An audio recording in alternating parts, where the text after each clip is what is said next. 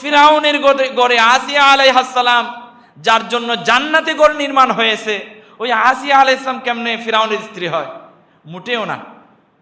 স্ত্রী হিসাবে পেতে চেয়েছে, উনি দাসী ছিলেন, কিন্তু স্ত্রীর অধিকার বা ফিরাউনকে স্বামীর অধিকার আসিয়া আলাইহিস সালাম দেন নাই।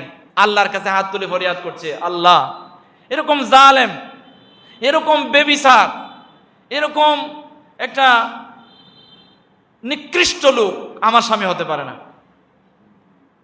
এবং ফিরাউন তার জন্মে বেজাল আছে, আল্লাহ তুমি ফিরাউন থেকে আমাকে হেফাজত করো।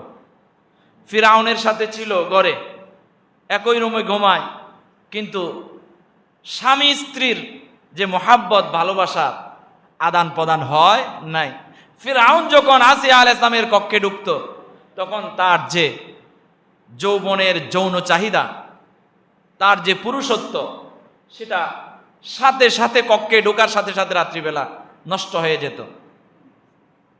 সুবহানাল্লাহ বলেন না? যার দরুন আসিয়া আলাইহিস সালামের সাথে সে মিলিত হতে পারে নাই।